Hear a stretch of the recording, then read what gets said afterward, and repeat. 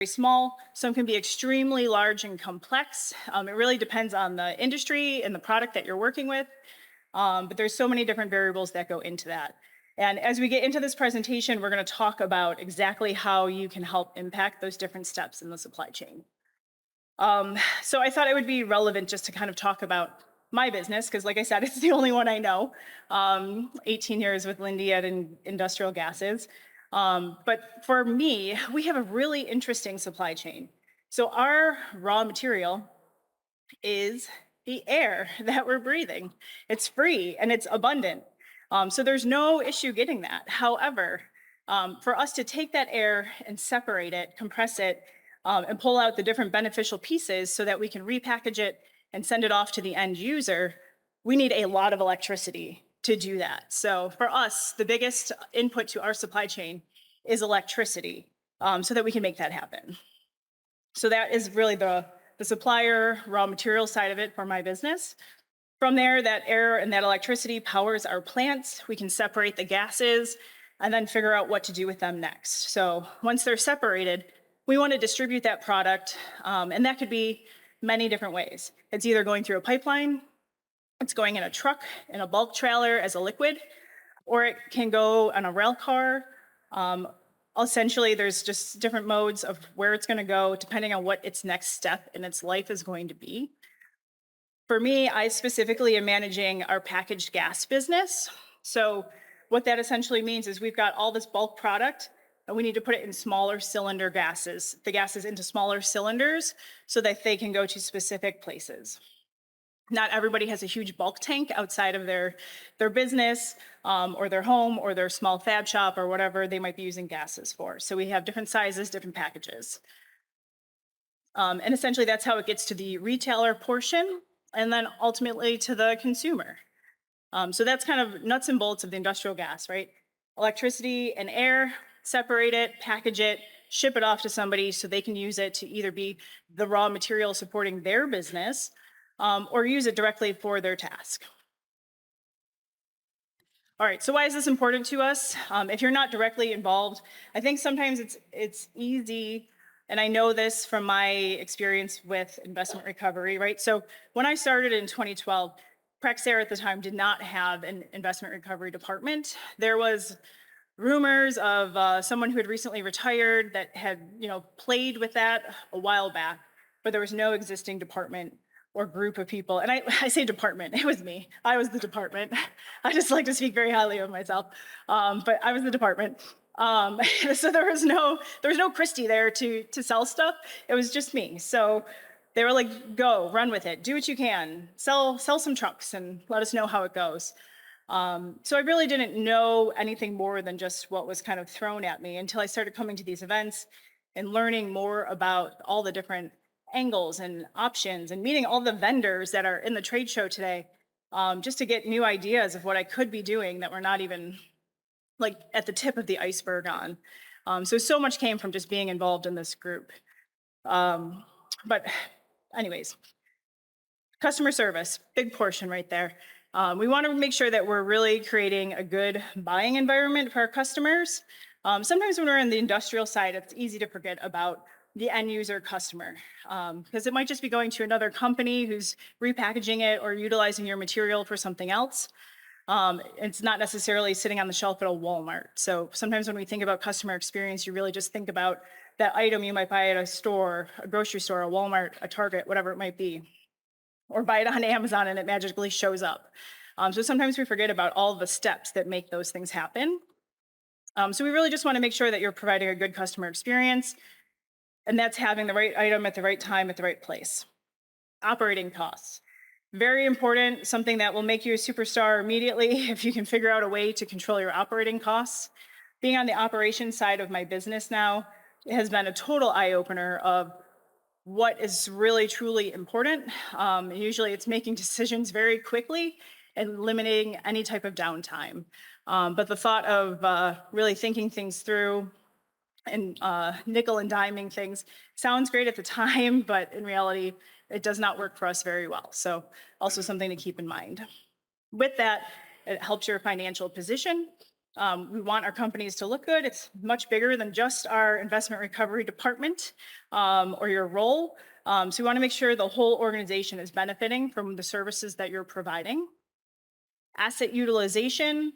Idle assets run rampant in large companies such as mine. Anywhere you turn, there's a rock to flip over, a corner to walk around, a building somewhere. Everyone knows where these pockets of secret things are hidden. There's just so much out there if you know where to look. So we want to make sure we're really maximizing our use of our assets. And that might be redeploying them, or that might be selling them, or it might be disposing of them. But we want to make sure that we're getting those in motion. And flexibility and agility. I think just being able to pivot and adapt in any type of strange situations that might come up.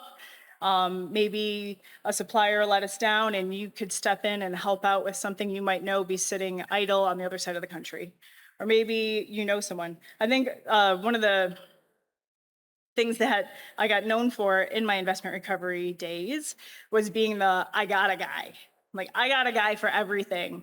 So if you need something, come to me because I got a guy. So if that's not you, work to be that person. You need to build that network, be the I got a guy, so you can connect the dots and try and help people out. So that leads me to my next topic of basically what this presentation was supposed to be defined around, was the disruptions we're seeing in our supply chain today. So it's a little bit of a busy slide, so I'm going to walk you through it. Starting at the left side, I've listed out a lot of different disruptions that we see in our supply chain every day. Since COVID happened, it's just been a totally different world. I know we're all familiar with it, we're all feeling it, but just to talk through some of the different disruptors that we're seeing from an external standpoint versus an internal standpoint, and the problems that those can lead to, and essentially what we can do to try to combat that. But globalization, it's a big one. We're big in Lindy at low cost country sourcing. So we spend a lot of time finding, where we can get the cheapest products from to try to keep our costs down to make us a more profitable business. But there's a ton of risk that comes with that too, because the supply chains could be disrupted in so many different ways. If something happens on the other side of the world that's completely out of your control, there's no telling when your goods may actually end up to where you need them to go. So that's one of the major risks that we should be keeping in mind in this day and age and thinking about as we're making plans for how we source our products. Just-in-time inventory, meaning just keeping as low of an inventory as possible at your location for your products to be made. It just puts you in a vulnerable position, because if something does disrupt your supply chain, it's very unlikely that you're going to have a quick solution to fill that gap. Natural disasters, and I added pandemics in there too, but really just natural disasters. Thinking about the impact they can have on your infrastructure. Again, trying to source and logistically move pieces from one place to another, whether it's raw materials or your finished good or anything in between on that supply chain. It's just really complicated to get things when there's no roads or there's no power. All those different things really create challenges for us if we don't have a backup plan. Political instability, I don't want to talk about politics, but we know there's a lot going on, not just in our country, but in other parts of the world as well. So if you are getting things, again, back to globalization from around the world, this could really impact you as well. Labor issues or shortages. If anyone can send me some truck drivers for the state of Ohio, please see me after this. I cannot find enough. I'll pay for somebody to go to school, whatever it takes. I need truck drivers. But we're feeling that. And in the moment that we get our positions filled in my organization, our supplier now doesn't have enough drivers to get us what they need to get us. So it's just this constant shuffle of trying to fill open roles. And we feel it because we can't get things where they need to go. And that's not limited just to truck drivers. That's any position, whether it be in a plant, in management roles, all around. We're feeling it across the organization. And raw material supply and demand. Things changing and flowing, and what you were able to get easily a couple years ago you cannot get so easily today, perhaps. So those are the types of things that we need to keep in mind. And if we're not trying to stay ahead of those things, it's going to make it very challenging when when there's an emergency or something urgent comes up that we need to cover. Internal disruptors. These I feel like we have a little bit more control over, and that's why I think they are very important that we make note of them. Simply poor planning, that happens, right? We just don't have the right people talking, and we might miss something. We might miss an important target or a certain product line that needed to be in a certain place at a certain time. And it leads to my last point too, communication. Just ensuring that folks know the level of urgency when making plans for your supply chain so that we're all on the same page of what's priority and what's not priority and what we're going to do when something comes up that might disrupt that. So I kind of led to already talking about the disruptions, what they happen, but what happens with them. But honestly, it's really delays, right? Issues with supply chain lead to delays in getting your finished products out the door, which leads to unhappy customers. And that's something that none of us want to deal with. So again, it's easy to be in your IR bubble and not think about all the different things impacting your organization as a whole.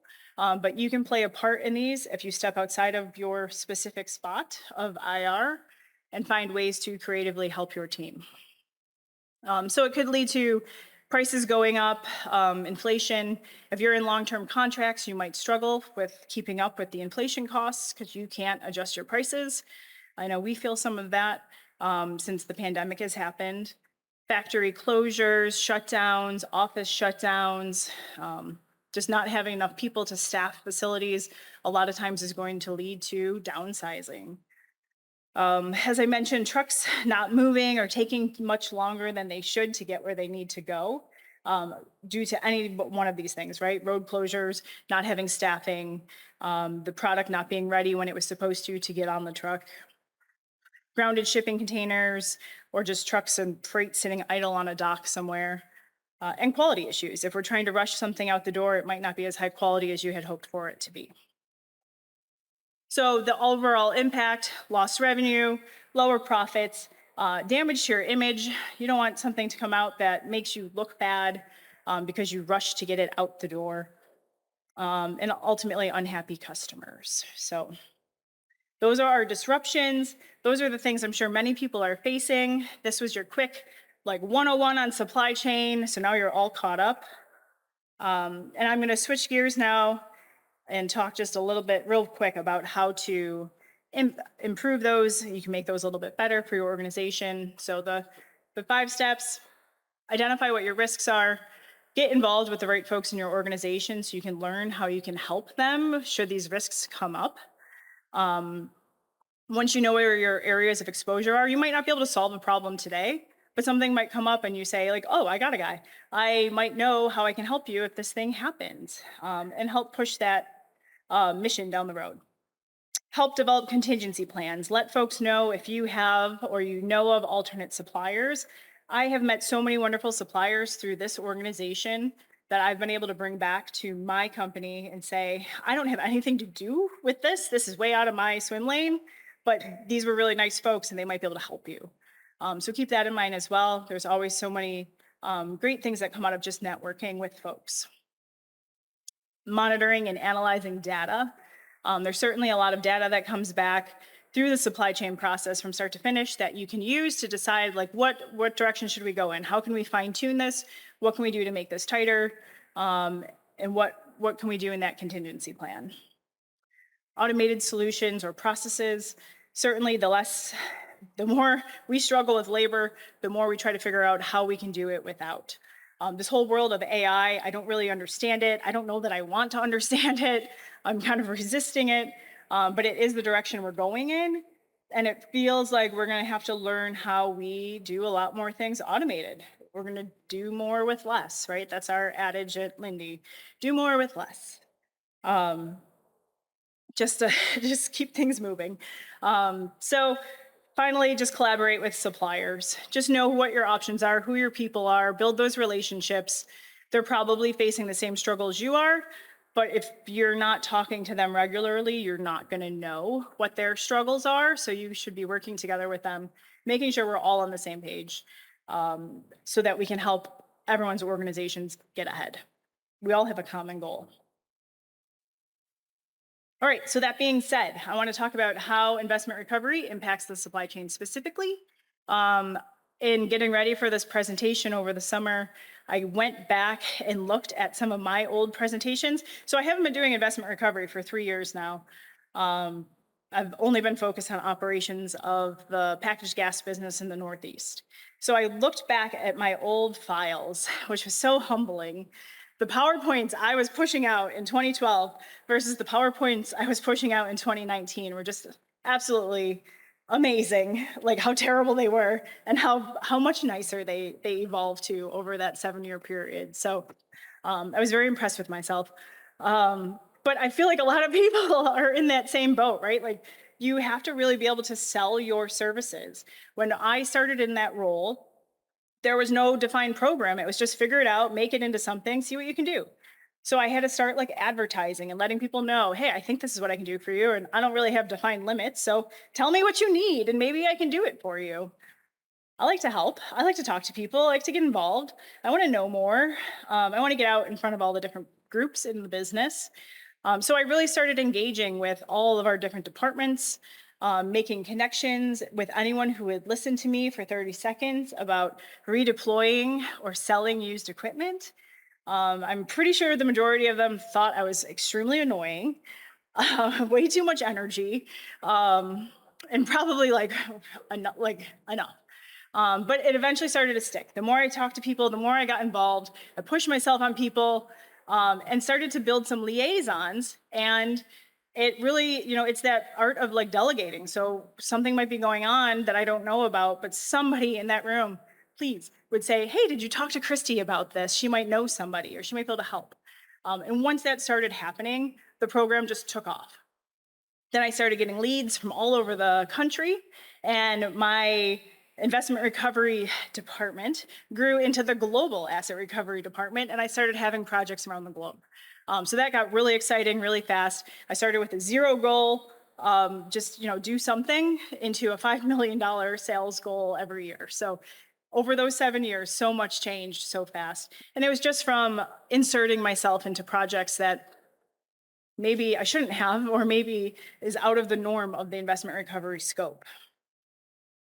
So, looking at this slide, I'm going to start on the left side, just talking about the planning phase. This is something that all investment recovery professionals should be heavy in. Like, if you're not getting involved in these conversations, you're missing out big time. New capital projects, upgrades, turnarounds, demolition projects, real estate sales, acquisitions, divestitures, all of these different things are going to generate different types of assets or waste streams that you could probably get involved in and find some way to optimize. If your goal is to be selling used equipment, these are your low-hanging fruits of getting involved and finding things that you can help and make a contribution to. Identifying alternatives. So sometimes just being involved in those early planning stages of new projects, there's really just an absolute bonus to having you sitting in the room. So maybe sometimes you can help, maybe sometimes you can't, but just getting involved in those conversations to say, hey, wait, before we buy a new one of those compressors, I know of one that's sitting idle on the West Coast. What can we do to ship that? Maybe it's a candidate, maybe it's not a candidate. I'll get you some pictures and some data plates and we'll figure out what we can do with it. Those types of conversations can turn into something so quickly, even if the whole thing can't be used. Maybe there's parts and pieces. Maybe the spare parts are a match for what you're working on now, so you don't need to order as many spare parts. There's just so many benefits that you can bring from having that knowledge of like where all this equipment is sitting in your organization and what you can do with it. And I full disclosure, I'm an expert in nothing. I'm not an engineer. I just play one on TV. So I am quick to pull in the right engineers to say, I don't know if this will fit, but maybe they look the same. What can we do? And from doing that, I learned so much over the time as well, just from spending so much time on the ground with the engineers and learning what they're doing and what they're looking for. Sourcing and procurement. So my investment recovery program was based out of our procurement department. So I was heavily engaged with our procurement folks every step of the way, just because that's where my function lived. And I came from procurement prior to starting the investment recovery group. And I truly believe supplier relationships is just a huge win for everybody. The more you can work with your suppliers, know about your suppliers, they can help you, you can help them. It goes a really long way. Just one quick specific example. When I first got involved in this group, I had learned that we were not actively demolishing any of our idle plants. We had grown into a belief of just make it safe and leave it, and we'll figure it out later. But we have so many projects going on. There's so much wasted real estate, so much wasted equipment just left sitting out there, that I took that as like one of my key initiatives. Like, we're going to figure out how to tear some of this stuff down because I want to sell it and I want to be able to clear some space for something new.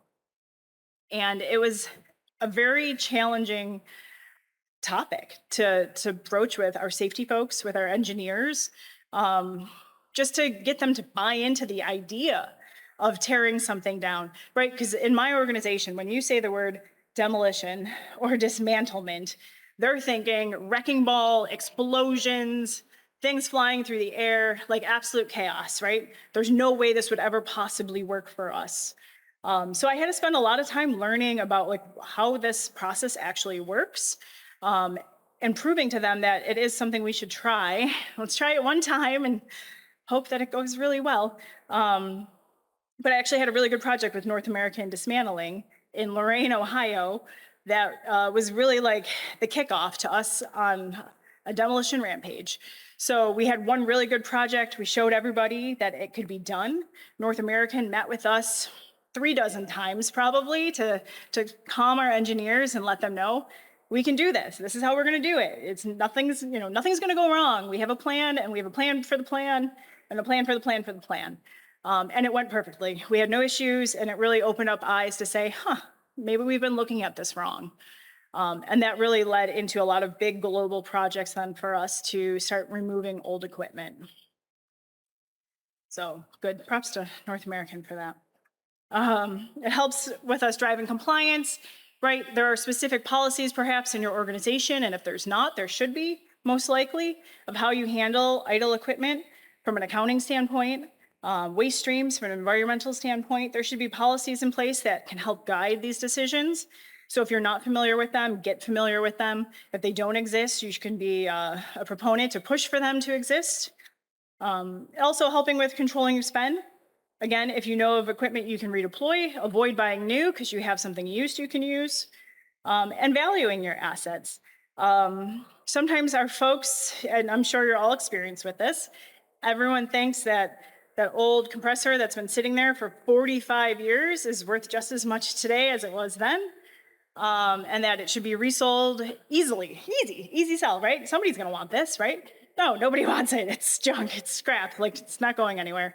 So there's such a huge case for refurbishing and redeploying assets, especially in my organization, because there's just no market for selling some of this stuff. It's so specific to us, and it's highly unlikely we'd want a competitor to take it. So we have no market. So the more you can reuse, the better. Again, contracts. One of the things I started doing later in my investment recovery career with Lindy was getting involved in the contracting side of projects. I was getting so many phone calls saying, hey, we just wrapped up this big project in Texas. I've got 3 office trailers and 40 shipping containers. I need them gone tomorrow. Well, thanks for the notice. And what am I supposed to do with all that stuff?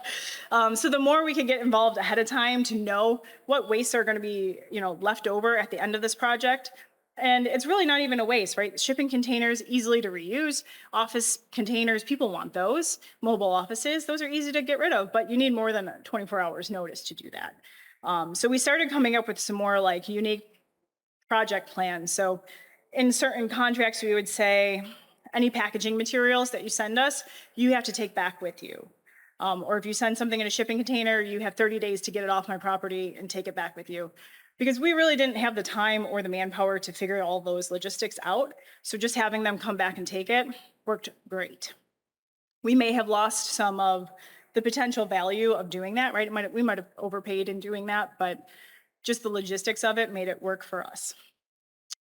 Manufacturing. So sure, we're not going to get involved as investment recovery folks working in a plant. We're not going to be producing things, but be aware of what opportunities are in the plant, what processes are happening inside your plants or your facilities, wherever you're manufacturing or producing something.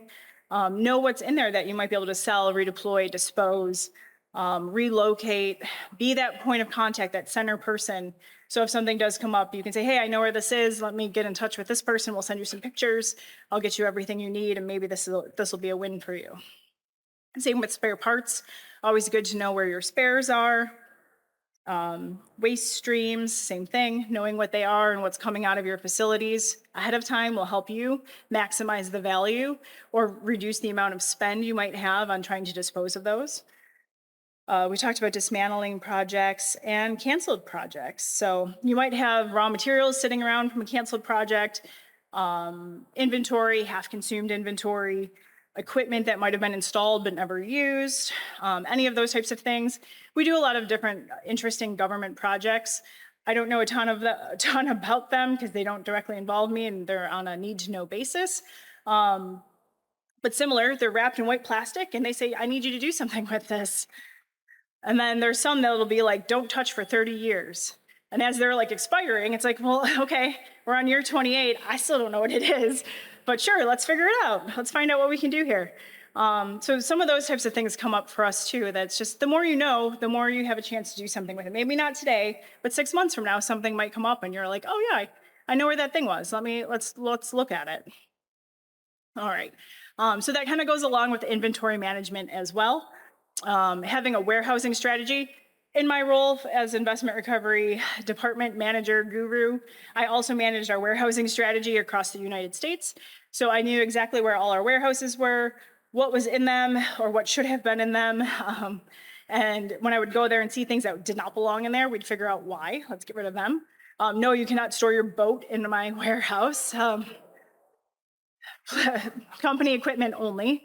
Those are always a surprise when you walk around the corner, like, that wasn't there 2 months ago. But just knowing what you have where and being an advisor to that, or if you have something valuable that you can't sell immediately, but you want to sell it, knowing where you can shift it to for safe storage, that's always very helpful as well. Working through your idle and surplus inventory in your warehouses, that's just having control over what's in there, knowing what to do with them once they become dead stock. For us, we in Lindy have 3 different levels of dead stock. You have dead stock, so that's been sitting for about a year. We have dead, so that's been sitting for 18 months. And we have dead. That has been sitting for 2 full years. Those are very technical terms. You can use them if you want. It was dead, and dead. So those are reports that get sent to me once a month to let me know what's been sitting for 12, 18, or 2+ years and try to work through. So it's great when your accounting group has eyes on that and they're running reports and pushing it out to the masses to say, let's do something with this. But at the same time, we also have to pull the plug at some point and say, let's just throw it out, move on, we're good. But yeah, we probably should come up with better names, but it works.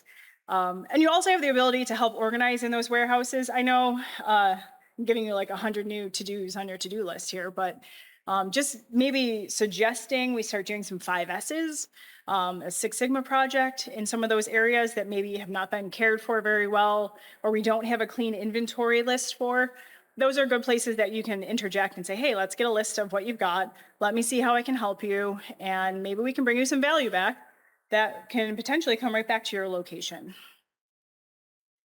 Finally, distribution and sales. So shared transportation. So I mentioned trucking's been a real challenge for me. We've been trying to be as creative as possible. If we cannot get a carrier to move something for me, I will call around to the local plants in that area and say, hey, do you have a truck going in this direction? Can I fit a pallet on it of whatever it might be? I'm just trying to utilize more internal resources and share resources as much as possible. Working for a huge global organization, we crisscross paths all day long. We could be talking to somebody from Lindy in the airport and not even know it because there's just so many of us. So it's really interesting to know who your network of people are and how you can get things moved around in a hurry if you need to. Finished products, again, things get returned. They're out of spec. They might be damaged. Just get involved. Know what you have where before it turns into that dead, dead, dead inventory, so that you can get rid of it promptly. And know what your alternatives are. Again, pushing used equipment instead of new equipment is a huge win for you folks. For us, it was always kind of like a double-edged sword. So my focus was sell as much as you can for hard savings. That would be the sale of an asset would be a hard savings. But for us, a redeployment of an asset, used equipment from one location moved to a second location, that for us would be considered a soft savings. And we just did not put a huge value on soft savings. It was all hard savings. Bring dollars in, that's where your focus should be. But it's tenfold what you get from you reusing an internal asset. So again, knowing what you have and trying to push that message out to folks is really a huge help for your IR department. And I have donation opportunities on there. We did not have a ton of items that would be necessarily donatable. Maybe office equipment once in a while. I would try to peddle off on somebody, anybody, please take it. But just recently, I had some issues come up and kind of some more of a goodwill act rather than a donation. Some areas where I'm struggling with distribution because I can't find truck drivers. I've got customers who take a ton of product and they do have drivers. So, very inexpensively, I have sold some trucks to these folks so they can use our style trucks to come to our plants and pick up product for themselves. And they're actually doing their own distribution now. It was a win win. I'm losing out on the distribution cost of charging them for that delivery, but they're getting what they need. So, they're going to get more of it and when they need it. So, it's a win win all around. So, why do people avoid using investment recovery? So I'm looking at this now from being an operations manager. And when I think about investment recovery, I don't have time. I need to make quick decisions. I need to do whatever keeps my plant running. I don't want any downtime. I don't have time to talk to somebody. I have a million excuses I can come up with why I would not want to call the investment recovery folks. So I get that now, looking back 10 years ago when I started in that role, why it was so hard to get people to talk to me and to give me their used stuff. But a lot of times folks just don't know who to call. They don't know who to call.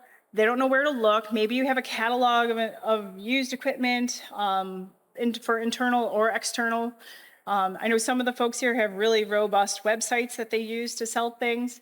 As I was exiting out of this role into the operations role, we had just launched an app to make it super easy for anybody internally to look at what I had listed as available for redeployment. And that was getting great accolades. People were really excited to be able to just pull up the app on their phone and see what we have. But it's also limiting too, because if they don't see what they want, they might not come back and look at it again. They might think this isn't for me. That's not the type of equipment I need. And it's always being updated. So just, more communication that needs to get pushed out to the folks. How long is this going to take, right? So operations, quick decisions. I want it done today. Our engineering group, strategic decisions. They want to plan 2 years out and tell me today what this is going to be worth in 2 years. We don't have a crystal ball. We can't make those decisions for you. So it's finding somewhere in the middle of do it as fast as possible and, guarantee me something years down the road. So it could be a lengthy approval process. It might be a turnoff for some folks. I know in large organizations that oftentimes, you can get tangled up in the weeds trying to figure out who you need to talk to, who needs to approve it next, how many layers of approval do we need, just to have somebody all the way down the chain say, no, I don't think this is a good idea. And then you're back at square one. So just knowing all those different things really helps push this through and gets to your internal customers faster. An excuse I would get a lot from folks when I was in investment recovery was, it's easier to ask for forgiveness later. So I'm just going to throw this out because it's faster. I want it gone today. We'll figure it out later. And then you find out about it and you're like, oh, I had someone I could have sold that to, and we could have made some good money on that. And it's very frustrating for you. So just getting in front of people, letting them know what you can do and what your time frame would be and how that's going to work is very helpful. Just do it and move on. Again, that's with the operations folks, just trying to keep business moving. It's fast paced, supply chain's moving very quickly. We need to do whatever we can, whenever we can, just to keep things running. I had mentioned soft savings are valued less, so perhaps you have competing goals with your internal clients. You may not be valuing the same thing. So trying to shore that up and figure out where you can meet in the middle would be very helpful. Keeping things running versus having the savings of selling something or the profit of selling something. So your internal clients essentially are driving your investment recovery department or your investment recovery role. So you want to be engaging them and working with them, partnering with them as much as you possibly can because they support you. They support you being a part of that business. And finally, I think these are 3 life lessons that work for everything, not just investment recovery specifically, but how can you engage your internal clients better? Communication, relationship building, collaboration. They all go hand in hand.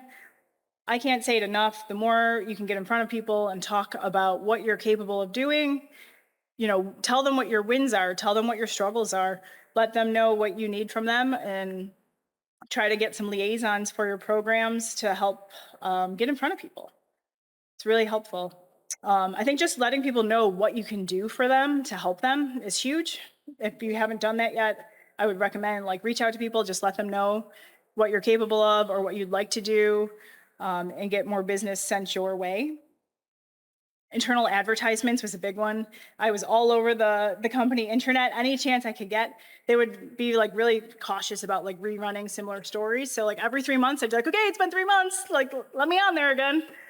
So it would be good. We'd have videos, we'd have just flyers, all sorts of different things just to get in front of people.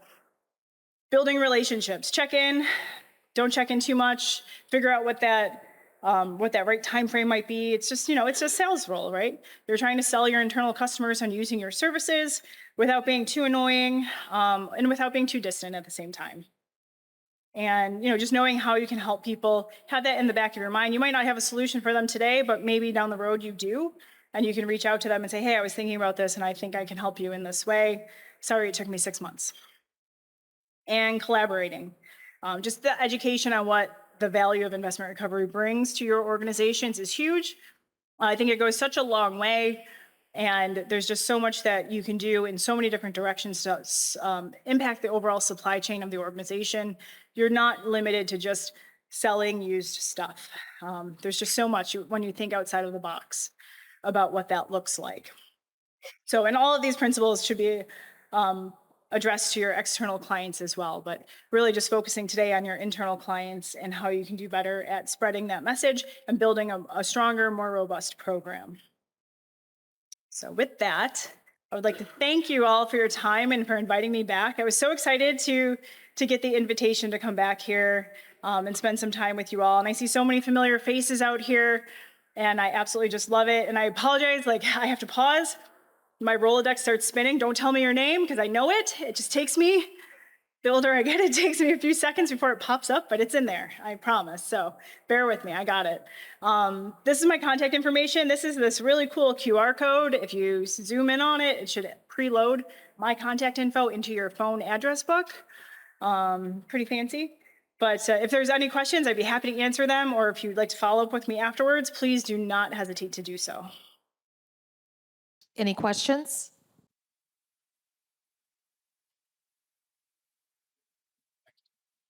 Hey, Christy, thanks for your presentation. It was great. Thank you. We've had 2 presentations this morning, and both presenters have discussed supply chain disruptions. And it seems like the common thread may be labor shortages. And I know, Brian, you're meeting today with labor, later this evening. What's the key? What's the solution? Because we're looking for that golden nugget let there. me know when you find it. We've really been facing it since the pandemic happened.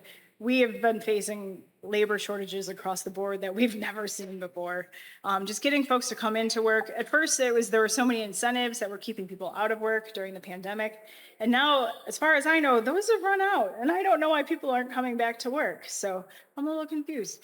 But we're pushing and marketing, job postings, sign-on bonuses, retention bonuses. We'll pay for you to get your CDL, paid training, like you name it. I'll find a place for you. In New York, Ohio, Pennsylvania, West Virginia, Kentucky, or PA, please call me. I got a spot for everybody, but it's not working. Like we're just not getting people to come in. So now we're really pushing with a word of mouth, like bring your friend to work, and we'll give you a bonus. Wow. And that's been a little bit better for us to take that approach, because you have a better chance of somebody that knows somebody doing a good job. And it's good to reward your existing employee with a bonus for helping us out. So that has been successful to us just recently, but I don't have a good answer for that. I understand because I think every industry is struggling with labor shortages. Yeah. I know, my wife was formerly in the medical industry, and they're struggling. Nursing is crazy. Yeah, Physical therapy. Everybody is struggling with shortages. So absolutely. when you figure it out, let us know. Okay. Yeah. Well, and I'll tell you, like people say they wear a lot of different hats. I say I wear a lot of different shoes. Because one day I might be doing a presentation wearing nice shoes. Yesterday I was wearing cowboy boots. This week I might be wearing steel-toe boots filling cylinders in the plant. Nothing's below me. If we don't have anybody to fill cylinders, somebody's got to do it. So happy to step in and help my team wherever I can. But it takes an army. So Thanks, Christy. mhm.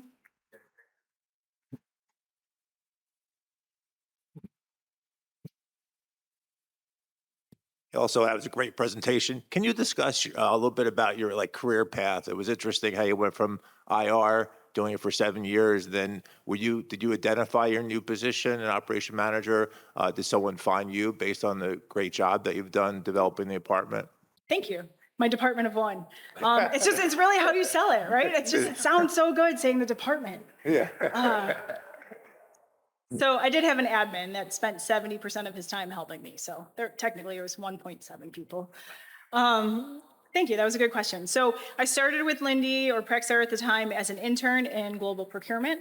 I managed a lot of just random junky projects that they threw to the interns, and I loved it. It was great. I really got involved in a lot of interesting things and met a lot of people really fast, which was very exciting for me. When I finished my internship, I was hopeful that I'd slide right into procurement and have some really cool job buying stuff, but there were no openings, so that didn't happen. So I actually moved to our National Logistics Center, and I worked second and third shift for 3 years, routing trucks and dealing with all of our bulk gas truck drivers, which was one of those jobs. Like I say, everyone should always work in retail for like one Christmas a year, just to get some experience under your belt with how crazy people are. Third shift with truck drivers, also one of those really great, eye-opening experiences, just trying to help them through all the crazy things that can come up in the middle of the night, delivering bulk industrial gases. From there, I eventually went back to procurement. I managed all the operational procurement in that department. Well, actually, for the entire eastern half of the United States, I did all the operations procurement. So plumbers, HVAC, roofs, anything random that came up, I helped with that for a period of time. And then that's when I was tapped on the shoulder and said, hey, we're trying to get our feet wet in this investment recovery. We actually called it asset recovery at Prexair Lindy. So we're trying to get this asset recovery thing going. Can you help us out? Sure, love it. Let's go. So that grew for 7 years. And then I got that tap on the shoulder again that said, hey, we think we have this spot for you in operations, and we think you can do something with it. And it was one of those things that was like, I don't know anything about it, but let's go, let's do it. So jumped in, feet first, and here we are 3 years later. I have 11 plants that report through me. I have a team of about 350 people. Our goal is just being as safe as humanly possible, doing everything the right way the first time, and trying to meet our customers' needs. So it's very exciting to be in this role now for 3 years and learning so fast and furiously. I mean, I started in that role and immediately after the pandemic started. So it was just chaos. crash course of learning how to do operations remotely from home with no people. Everyone's, freaking out. We sell medical oxygen, so you can imagine like that was a big, big ordeal during the pandemic. So just really exciting to kind of be thrown to the wolves and figure it out. And I came out on the other side, and I'm still standing, still smiling. So it's good. So thank you, Jane. You're getting all your steps in today. I know. You motivate me.